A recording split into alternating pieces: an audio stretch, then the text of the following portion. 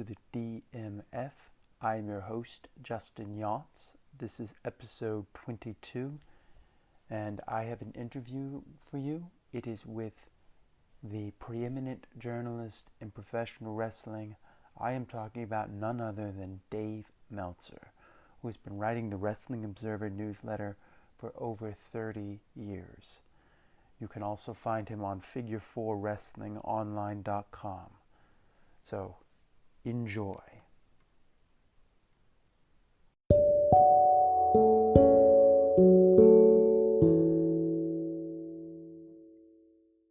Okay, I am here with Dave Meltzer of the Wrestling Observer and Figure 4 Online. Dave, thank you for coming on the show. Oh, anytime. Thanks. Awesome. So, we are talking about Kazuchika Okada versus Kenny Omega. And first question I have is, how far back did they know they were going to make Okada the guy in the company? Did they know he was going to succeed Tanahashi?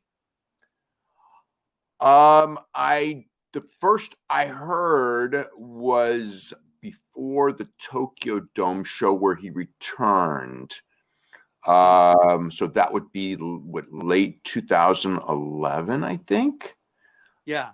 But I think that, Geto probably knew before that, but that was what I first heard was late 2011 that he was, it wasn't so much they were going to build the company around him, but that he was going to come back and he was going to win the IWGP title right away, and they were going to give him the monster push. So he was definitely groomed he was certainly being groomed to be the top star by late 2011 and probably earlier than that. So he already had it in his mind, even while he was in TNA, that he was going to be that guy. I believe so. I think because of his height and his look and his athletic ability, I think that they thought that they saw something in him, and they were right because he delivered. It was quite the risk. I mean, people have done that before. WWE did that with Roman Reigns. Like I remember the first time I saw Roman Reigns in developmental, and I said, like, he's very impressive looking, and they said he's the guy we're building around. And with Dwayne Johnson, I mean, WWE saw that the first weekend he did dark matches. There's some people in WWE, I can't say everyone, but some people did. So it's not that unusual. And I do remember before he went on his excursion, when I would see Okada, I thought that, he was going to be, because he was young and he was really athletic and tall and everything. I thought that he was going to be a major player. I mean, I can't say like I thought he was going to be what he turned out to be. That would be ridiculous. Yeah. But I absolutely, like, when he was, even like 1920 when I first saw him, I even in Mexico for that matter, when I think I saw him there, where I thought like he's going to be something, by the time he's 25, 26, 27. Wow. And they did nothing with him in TNA. Nothing. Oh, I was furious the whole time he was in TNA because it was like, God, it's like I didn't know he was going to be this Hall of Fame Okada, but I knew that he was going to be a major star, and I knew that he had it, because and they, they did nothing with him, but they had Tanahashi, they had Nakamura, they had Naito, they had that whole relationship and did nothing. That you really could see the difference with really like Delirious, and the way he was able to use the New Japan guys and compared to TNA. And that's probably one of the reasons that, unfortunately for this TNA management, that they never could make a deal with New Japan, because New Japan had that mentality that, like, that the old management was clueless when it came to foreign talent. They didn't follow it. They didn't care, and this management was, the Ring of Honor management, like, fully knew who everybody was and knew how to use them. Yeah. I mean, it's sad. So moving on to Kenny Omega, I want to talk. So in 2016, I mean, that was really his year. I mean, he won the G1, and did they, this kind of sounds like I just asked that question, but did they know in 2016 that they were going to make him that guy, or was that a result of AJ Styles and all the guys leaving? He got his shot because AJ Styles left and they needed somebody in the AJ Styles spot. So I don't know what they were thinking the year before when he was junior heavyweight champion. if they were eventually going to go in that direction where Omega would come in and turn AJ babyface, because that makes perfect sense as a booking idea. But I don't know. I never heard they were going to do that. I just know that when AJ left, Omega was, I mean, again, he was like a mid-card junior heavyweight guy who had really good matches, and he was obviously very, very talented. But I didn't see, I mean, I was surprised when they made him the guy at first. When after a couple of months in that position, it was pretty obvious he was such a talent. But and I mean, he'd been a great talent before. But you never saw him in a promotion of that size in that position, because he'd never had it before, and saw how he ended up in that, how well he did in that position. So he wouldn't have known. But I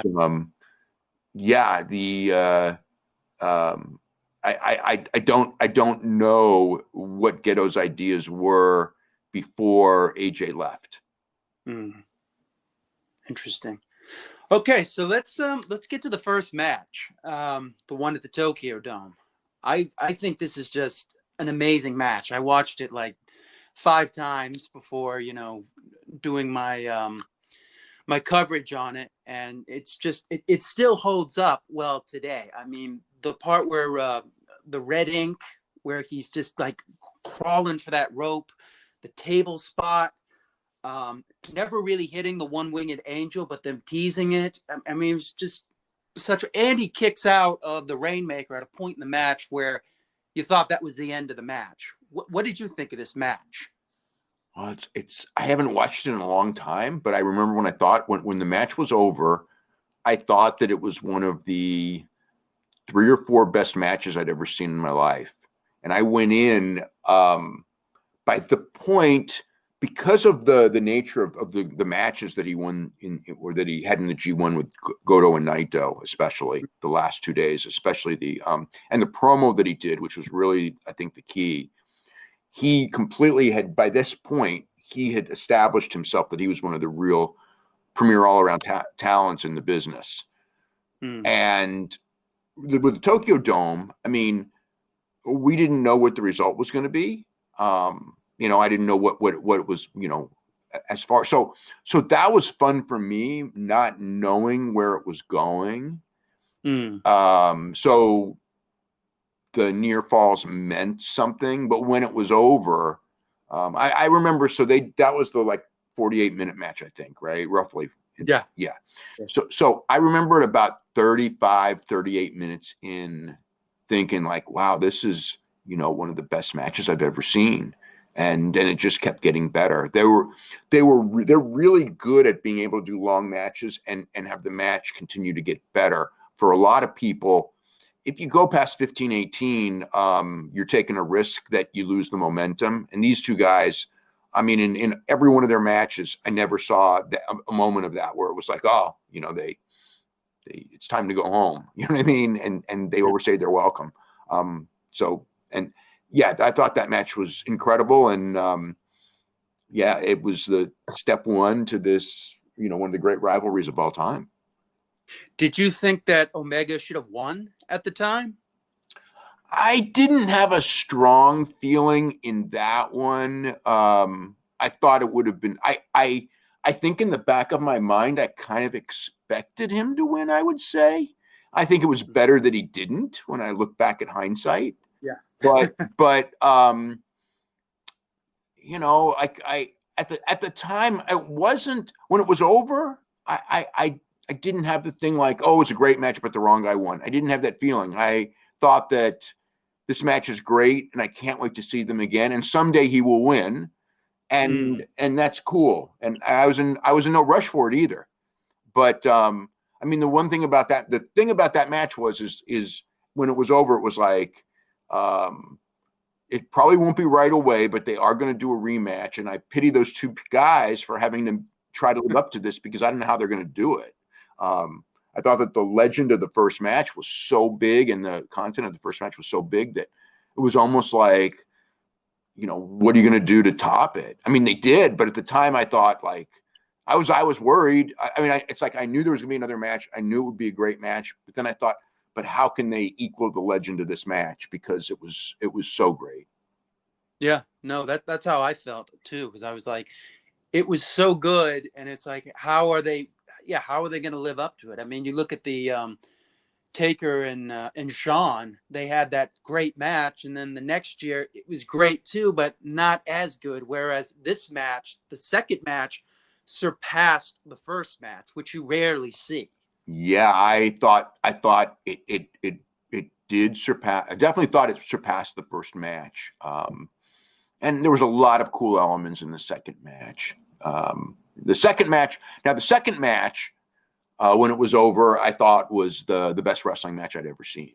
But yeah, I remember you saying that. But at the time. But okay, I'll leave it at that. We'll talk about the other matches later. Okay. One thing I wanted to ask, going back to the last question about the first match, is was there a moment that told you that this match was going to break the 6 stars? Was going to be 6 stars? Probably a little bit after 38 minutes.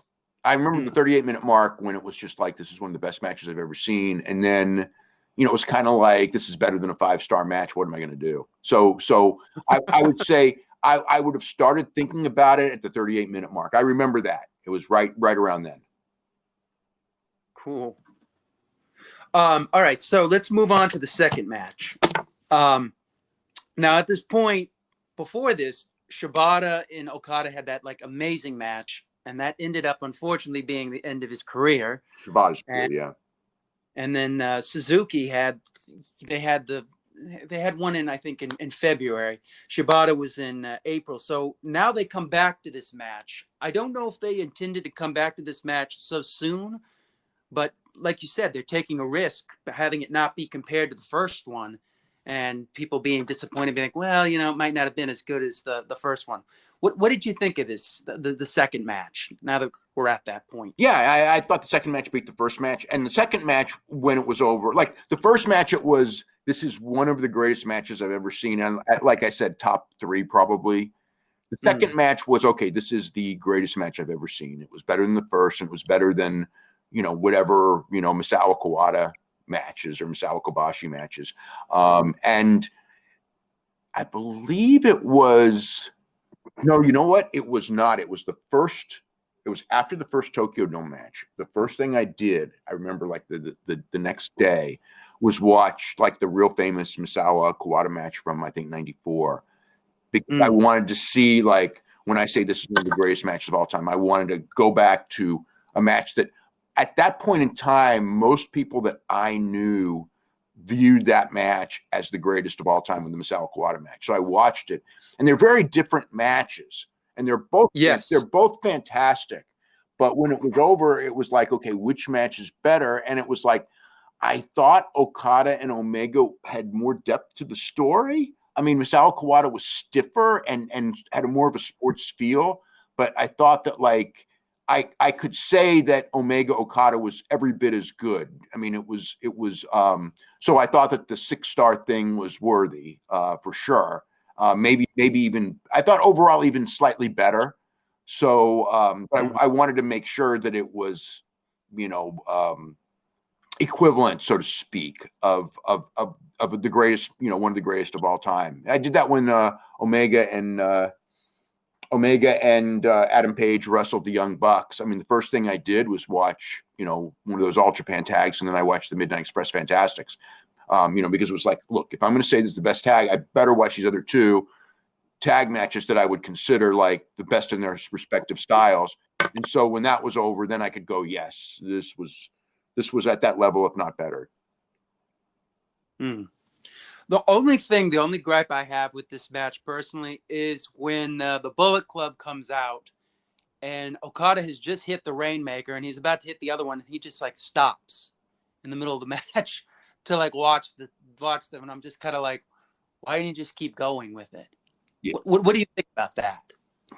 I don't remember that specific spot so well. I don't know. I just remember in this match, at first, So the first couple of minutes of this match, because they started sort of somewhat, I wouldn't say slow, but it was just there, and they were in Osaka. I remember that, and I was thinking, they're going to have a great. I mean, I knew they were going to have a great match. They're too talented, and Okada had a string of great matches, and so did Omega. So it's like, I know they're going to have a great match, but they got a lot to live up to. And the first couple of minutes, it's like, this is going to be a great match, but it's not going to be like the first one. It's just like it's not. And I was thinking, like, it's all these people are tuning in to watch the greatest match of all time, and they're just going to see a great match. So in the first few minutes, then as it got going, I just remember, like 20 minutes in, going like, they're going too fast, because 60 minutes was very much in my mind for the result of this match when they did it, because I don't remember if they'd done a 60-minute match in a long time. I think it'd been years, but I do remember with the Osaka match going in, I thought, okay, these guys have great stamina, and I would do a 60-minute draw, because that's like, in the old days, that's like the legendary thing that the two top workers would do, like Jack Briscoe and Dory Funk Jr. or whatever's playing Steamboat. You do the 60-minute match, because that's like this thing that separates the men from the boys or whatever. So I actually thought going into Osaka that it's either an Omega win or a 60-minute draw, and I would have done the 60-minute draw. So about 20 minutes in, I'm thinking, okay, they're going too fast. They can't do 60 minutes. And 40 minutes in, it's like they've done everything they can. Yeah. They can't keep this momentum up for 60 minutes, but this is as good a match as the first one. And then they went 60, and it was even better. So that was like my thoughts on watching that one live. Like, one of my favorite spots is when he finally hits the one-winged angel, but it's so close to the rope. Right. He's got his foot right on the rope. So he didn't technically kick out of it. He just kind of got saved right at the buzzer. Right. That was fantastic, because that was the spot, because he didn't do it in the first match. I mean, that's what's so brilliant about this stuff, is that, like, when you look back, you can tell that, and they, and they never did do, because they were still going to come back and do the Madison Square Garden match. So they never did, they never really did the all-out last match of the series. We had a last match of the series, and it's probably going to be a long time before we have another one. And the bad part is that by the time we do, they may both be beat up to the point where they can't top the real famous one in Osaka, but or the best one in Osaka. I would say they're all real famous, but so but in hindsight, you can see that they were absolutely thinking of a series in match one. Like, they did not, like, when match one was over, it was like, there's still stuff left.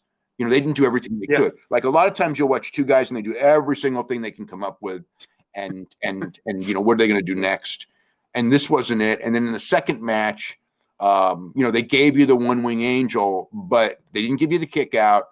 But it wasn't the end of the match either, but they didn't give you the Omega win either. So I thought that was really well done. Yeah. Yeah, no, and then when he finally, he hits the Rainmaker, but like he's crawling for the pen, and the timer just runs right out. Yeah. It's so great. Yeah. Yeah. And they hit their cue perfectly. Yeah. That was an amazing match. I've seen a lot of 60-minute. I've seen a lot of 60-minute matches with great wrestlers, and that was better than any of them. Yeah. And then Omega collapsing, which they bring back to the last match. Right. That callback to it. Yeah, that was brilliant at the time, because that one, I remember when everybody talked about that spot the next day. That was like, of all the things in that match, that was like the one that everyone because they'd never seen it in the way it was done, and they didn't see it coming. Yeah, no, you rarely see that. They rarely bring in like fatigue like that. You'll see that a little bit with like a Tanahashi match, but in the States, they oh no, he's revived, he's alive. Right. It's a different kind of mentality of the match. Yeah. Yeah. Okay, so moving on to the third match. Now this is the end of the G1, the B block, and this one's just as good in some ways. it's a different match because they only had 30 minutes and they got it done in like 23, 26.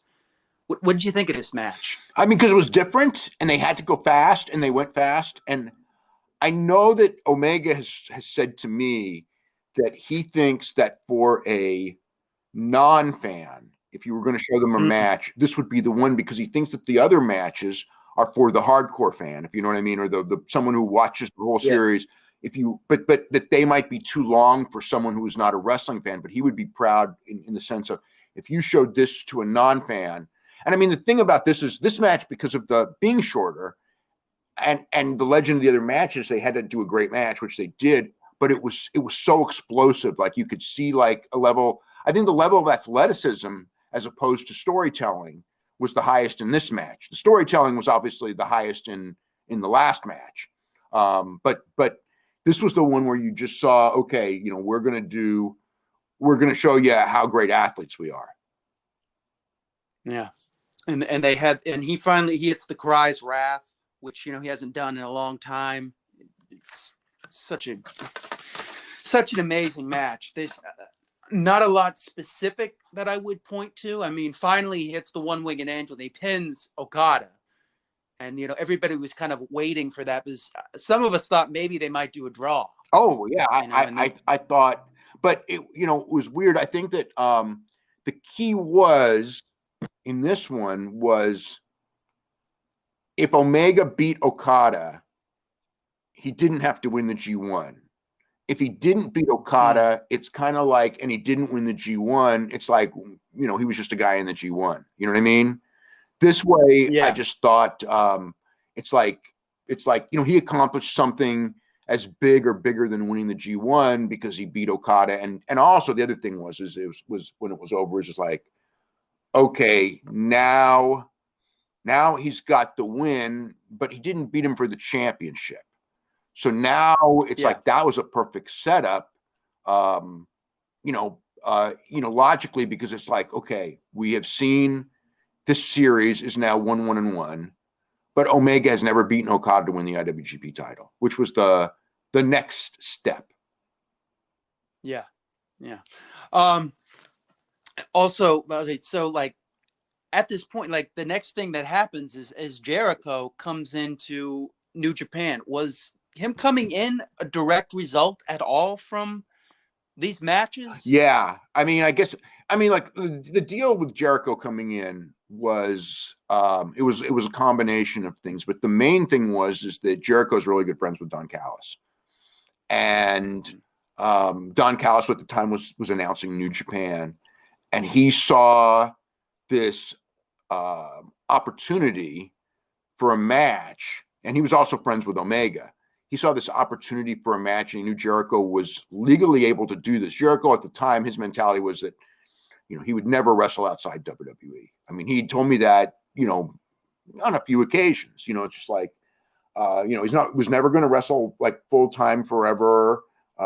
He's more into rock than into the wrestling. And but if he's going to wrestle to be with WWE, anything else he felt would be lowering himself. And then I think Callis convinced him it's like this is a different thing. But it was absolutely because of these matches that made Kenny Omega a star, where Jericho could go and see, I'm taking a step up, I'm not taking a step down by wrestling for New Japan and wrestling Kenny Omega. And really, the Omega Jericho match, which absolutely directly stems from the Omega Okada series. The Omega Jericho match, I think when we look back, hindsight historically, in 10 years, we're going to look back and go that was the most important pro wrestling match since, I don't know, Bret Hart, Shawn Michaels maybe, or something like that, or Hogan and Andre. But just because of, I mean, there would be no, without that match, I don't think there's an AEW. And even if and without that match, I don't think New Japan becomes anywhere near as popular in the United States as it became. Did he ever say what was the thing that made Jericho like finally give up on that idea of competing against Vince McMahon? Was there something? Was it the thing at WrestleMania when he was put second on the card? No, I don't think it was that. I think it was just an opportunity of doing something really, really big. You know, Callis sold it to him that it would be something really great for him.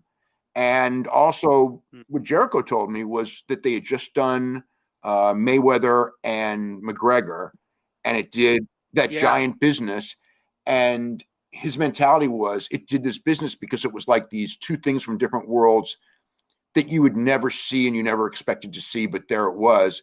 And his thought was that, okay, it's like there's this buzz around Omega and Okada as well, but Omega in the United States. But nobody ever expected like Omega was going to wrestle anyone that was a WWE superstar. You know what I mean? It was like, and it's like, I think at some point, somebody at some point was going to get mad at Vince, and they would probably put him, with Omega in Japan and everything like that. But Jericho was really smart at building it up. He was a great promo and all that. But it was McGregor and Mayweather that and just drawing all that, where it was kind of like, he could do that when worlds collide thing with WWF against New Japan with a guy who, I mean, even though Jericho was never the top guy, or certainly wasn't at the time in WWE, he was an established major star, but he had the ability through talking and understanding how to do angles better than anyone in WWE. So it's like once he kind of got away from the mentality Vince had that you're over 40 and now your job is to put everybody else over. Taken away from that and going back and just having the freedom to be a top guy, he showed he was a top guy. Yeah, I mean, that's the thing that I noticed right away when he came. He felt like such a huge star, as opposed to in WWE where he just feels like this bottom of the card guy. I wouldn't say I would never call him bottom of the card, but he was a guy he absolutely was a guy at that stage in his career whose role is okay. I got younger guys. I want to get them over. Jericho, you're really good at getting people over. You can work a program with them that people will care about, and then put them over at the end. I mean, that's what Jericho's role was, and I could get it because you look at the number and you figure Jericho. Some of these guys are maybe 30, 35, and Jericho's 40, whatever it was, 46, 47.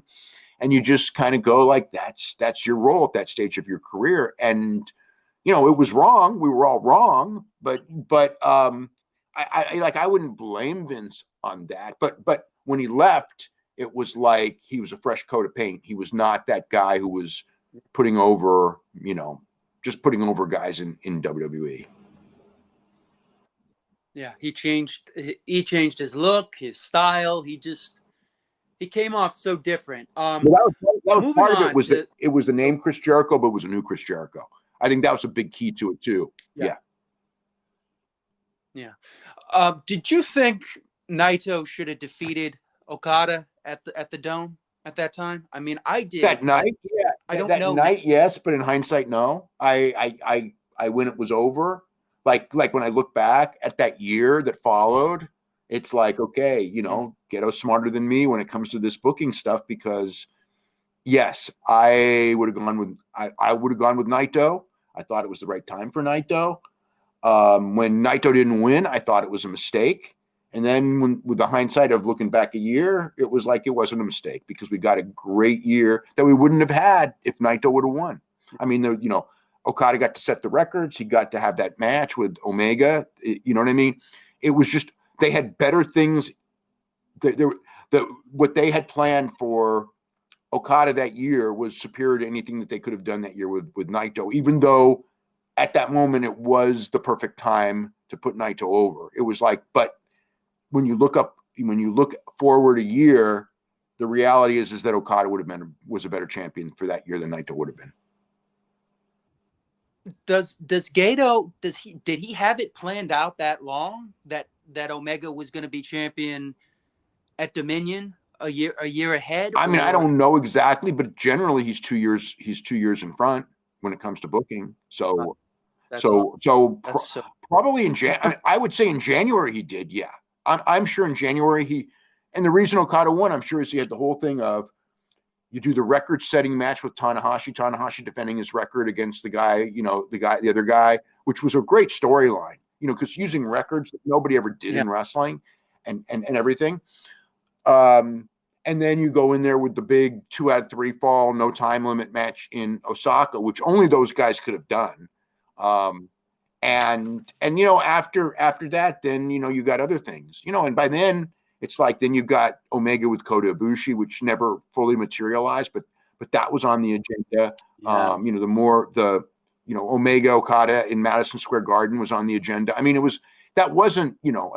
everything that happened needed that Osaka match to make it happen.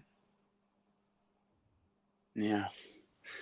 All right, so let's move on to the final match. Yeah, the 2 out of 3 falls, no time limit, which was the best thing to do because they'd done everything else. Right. You had to do something. The no time limit was the key because they'd seen the 60. But the problem with the 2 out of 3 no time limit is that they had to go. I thought mentally going in that they had to go at least 50 to 55 minutes and preferably 60, and that's asking a lot. But the 3 falls did give them a lot of latitude with storytelling that they didn't have with the previous matches. 2 out of 3 as a general rule in this day and age is probably a detriment. But in this case, because of the nature of the feud, it was a positive because you could get the 2 falls in, so the 60 doesn't feel quite as long. I mean, I just remember how Okada beat him in the first fall. He does like that little trapping pin. And then they set that up again, like on almost making it sound like he's going to beat him again with that same move. And it was a great hope spot in some ways. Because like when you saw him get out of that, you were like, okay, all right.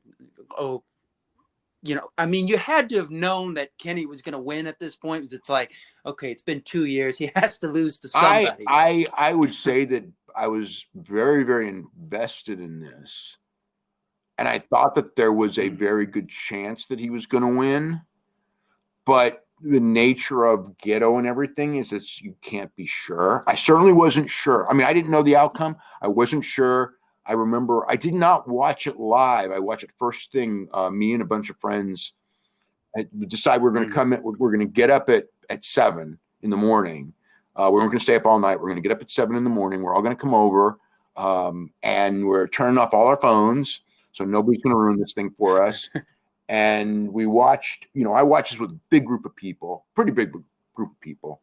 And I just remember like it was just hilarious because I thought this thing was like a 6-star match at the end of the first fall. I go, this is like a 6-star match. And now we got to do 2 more falls. The first fall was unbelievably great. And, it was like I thought the first fall was like 6 stars. The second fall was like 5 stars. I mean, if they were just individual matches, it was just ridiculous how good this match was. Yeah, it was like a 15-star match. It was it's perfect. It's such a great match, and they bring back the collapsing from the last match where now it's Okada that's collapsing. He can't hit the Rainmaker, and I thought that was such good storytelling that you just don't get.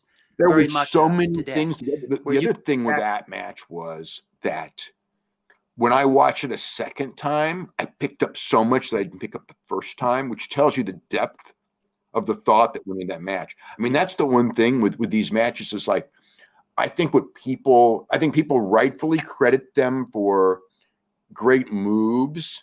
And they rightfully credit them for being in great condition and great athletes. But I don't think that they get credited as much as they should for the depth of storytelling. I think people even know that it's great storytelling, but the depth of storytelling, like I watched, Funk Briscoe and Flair Steamboat, and they're fantastic in their day. But the depth of storytelling is nowhere in the league of these matches. I mean, it's great in their storytelling, very good storytelling, great storytelling in those matches. But this was a different level. There's so many little things in this match that you notices. And again, it's a great match if you've never seen the other matches. But if you've seen all the matches in this building up to it, it's even greater. Because some people would like watch this and, you know, oh yeah, it's a great match and everything like this. But it's like, if you haven't seen all the other matches and also lived in the time, because like they didn't rush these 4 matches. This goes over a period of years. Right, 2-year right. period. It's yeah. So it's like that whole thing of you know, and also it was still, you know, at the time when it was over, it was just another chapter. I mean, it was the greatest of all of them, but when it was over, it's like, okay, now you know, now Okada's got to come for revenge. Yeah, because after that they did the whole year-long, well, not year, like 6-month storyline of him kind of losing his mind and having the balloons and everything, and just like not knowing who he was anymore. I mean, this match is so good. It's amazing that you'll meet fans who just don't appreciate it, and they kind of resent it. I think there's a resentment of the idea that something can be, and we all have that. I mean, look, I always tell the story when I was in my early 20s, or 20, actually like 20, 21. And there were 2 things that happened. I'd grown up on San Francisco wrestling, and we had, you know, when I was a kid, because of Ray Stevens and Pat Patterson, and Rocky Johnson as well, we had, I wouldn't say the best wrestling in the United States, because Florida was better, but we had some of the best wrestling in the United States in the early 70s. And it's kind of like, okay, this is like, you know, these guys and Jack Briscoe and Dory Jr. and Terry Funk and these guys, like, these are the best. And it became, Race was another one. It became one of those things where these are the best. And then I saw Randy Savage and Jaguar Yokota, and it was like Randy Savage was so much more, he could do so many more things in the ring when he was young. This is not the WWF Randy Savage, who was also great, don't get me wrong. But he could do things like the elbow off the top, you know, when he really was flying. And it was like, wait a minute, you know, this is better than Ray Stevens. And it was almost like you had this mental thing trying to tell you, oh, there's a reason it's not as good. But it really was. And with Jaguar, you know, it was even more, it was just like, she's a woman, come on, she can't be this good, because you're taught women in wrestling are mediocre at best, right? And then you see this woman who's not, okay, so she's really good, but it's like, wait a minute, she's better than like every guy. What the hell? So I lived through that when I was a kid. And then I kind of, and I was actually Terry Funk, who was just like, would tell me, and it's not about Randy, but about you know, not even just Jaguar, but the Japanese women. And he just goes, no, they're better than us, you know. And I was like, okay, well, if you say that, who's like as good a wrestler as there is, you say they're better than us, then I guess I better watch it, and I better not just go in there with this attitude of, this is why they're 120-pound women, it doesn't count, right? Or 130-pound women. You know, pro wrestlers should be 220 pounds. So this stuff doesn't even count. I can't accept it. You know, I can't accept what I'm seeing. And Terry Funk was like, no, they're better. And then when you open your mind and go, okay, you know, quit trying to defend your past and your prejudices.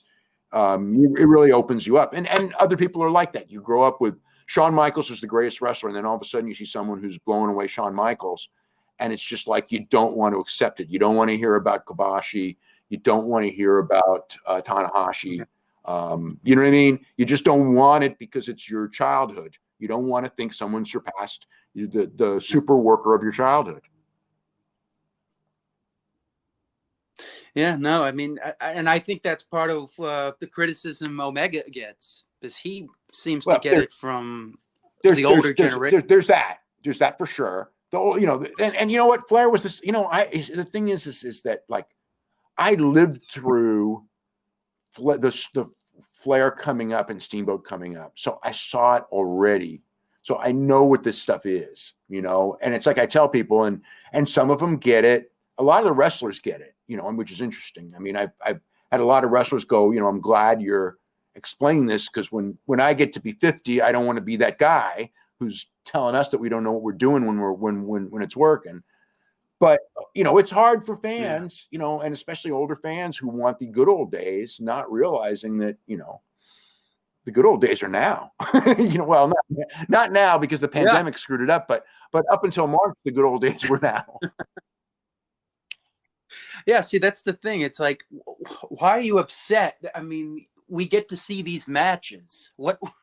What's the problem here? And I think part of the problem is they feel excluded because they didn't see it first or something like that. There is that. You don't want to be late on it, so I think there's that. I think that there's also the enabling of people out there who try to tell other people that it really stinks and these guys don't know what they're doing, and cry no psychology with no concept whatsoever of what that word means. It becomes a great, which is the funniest part. There's no storytelling, there's no psychology. It's all high spots without understanding any of those terms, and also not actually seeing those matches. Because how many times from people who have been negative towards those matches, they'll tell you it's all high spots and it's no psychology, going like, and I'm going like, when it comes to psychology, this is like the greatest match of all time. By far, it blows away freaking, and again, I grew up with Flair and Steamboat's all high spots, no psychology stuff. So I'm used to it. I mean, that was from the 70s. By the late 80s, people were accepting it because they'd been around for long enough. And 10 years from now, people will look back from this generation and probably not accept the next incarnation and think that nobody could top, Flair and Steamboat, just like there's that generation that wouldn't allow them to top Misawa and Kawada. Like it can't be better, even though from a depth of match perspective, it was better. They didn't hit harder, and it didn't feel as much like a sport. But a lot of that's the fans, and it's just a different. It's a different entertainment form than it was in the 90s. I mean, there's if you want to miss that, I get it, because the seriousness of those Triple Crown title matches was higher than the IWGP title matches. It just was, because of the time and the place and the intensity of the crowd. And you can't get that back because it is a more entertainment oriented product. Mm-hmm. Do you think we'll see another Omega Okada match? I'd like to say yes. I think that it could be gigantic. If done the right way. I think so. I think we will. It's hard though, because New Japan and Omega had a bad falling out, and AEW and New Japan. I mean, but AEW and New Japan, I know enough people on both sides who want a relationship to where I think that in the next year, I think that there may be something that happens. It's because it's bad water and stubbornness are the only thing that keeps it from happening. With Omega, it's there and everything, but I think that I would hope that we would see it, because there's Omega Bushi and Omega Okada have unfinished business in my mind, and both stories still have plenty to tell. Yeah. I mean, that was the one thing, because they did the triple threat match. They had Cody, Ibushi, and Omega, but it's not the same thing as like one-on-one. That's because they were building towards it later, and then, I mean, it was, my impression was that it was going to be Omega Okada in Madison Square Garden, and then Omega and Ibushi at the next, the 2020 Tokyo Dome, which, I mean, that didn't happen, unfortunately. Where would you do you think Omega Okada 5 should be in AEW, or do you think it should happen in New Japan at the Tokyo Dome? I think it should be one in each. So I would say 5 in AEW and 6 at the Tokyo Dome or New Japan Madison Square Garden. But then that becomes a weird political thing, because I don't know that Tony Khan's going to want that match in the United States. In fact, actually, the perfect scenario is number 5 is in Madison Square Garden on an AEW show, and number 6 is at the Tokyo Dome. I think that's the perfect scenario. Yeah, I think that works too. Do you have anything else to say about these matches? Like, what do you think the lasting effect of these I don't know. As far as like that goes, it definitely made both of them. And they were both going to be superstars and Hall of Famers and everything like that anyway. But it elevated them, and they both took each other to a level that. Maybe a little ahead of what look. Okada was taken to a level. Those, Okada Tanahashi is one of the all-time great series of matches as well. But Omega is very, very different from Tanahashi. So Okada had to do completely different matches. So it gave more variety to his legendary championship run. And for Omega, look, it's the best opponent that he had. Kota and him, I think, have the potential to do as well or better. But the one match they had athletically was better, but they were younger and they weren't as experienced. And then the match that they had in G1, which was on their level of an Omega Okada match, but they were, as great as it was, they were holding back. That was very much in their minds the first match of a multi-match series, but we just didn't get the other matches. So I think that like the Omega Ibushi series, I believe it could be the same. But they may have missed the peak because when I watch Ibushi now, I sense, because he's 38 years old, and I sense that it has caught up to him. He's still fantastic, but I don't know if he's as good as he was a year ago or 2 years ago. I think that, a year ago and 2 years ago, I think a year ago would have been the peak match between those two. And now time is going to catch up and it becomes harder. And, it's too bad.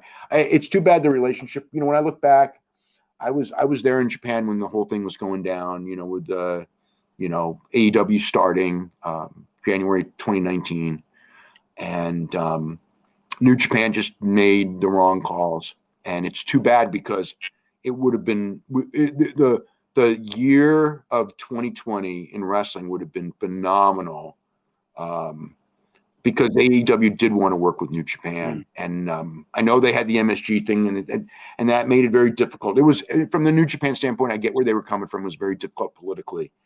But still, for them, I think that they made the wrong call. Was it one man's decision to not work with AEW? I don't know. Ultimately, it's Harold May, and so yeah. I guess at the end, if he goes to the meeting and goes, okay, we have a relationship with Ring of Honor. We don't want to screw Ring of Honor. We got this MSG show, and look, the AEW people know all about it, but we can have a relationship as well and figure out a way to mutually help each other. And if Harold does that and goes, you know what, we want Kenny for Madison Square Garden, and we want Kenny for the Tokyo Dome and for big shows all year. They go in there and they could have. I think it would have been. It was the right move, and it didn't happen. Yeah, it's unfortunate. Well, Dave, I want to say thank you so much for doing this interview. Sure, I had a great time. This. I'm a longtime listener of The Observer and subscriber, and I just love what you and Brian do. Thank you. It's wonderful. So with that, I will end this interview.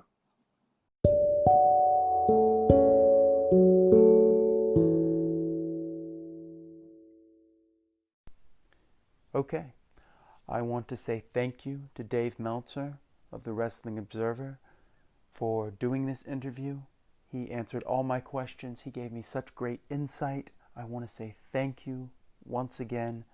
This was such a highlight to get to interview Dave Meltzer. I've always wanted to interview Dave Meltzer, and I got to do that today, and I am so thankful for that.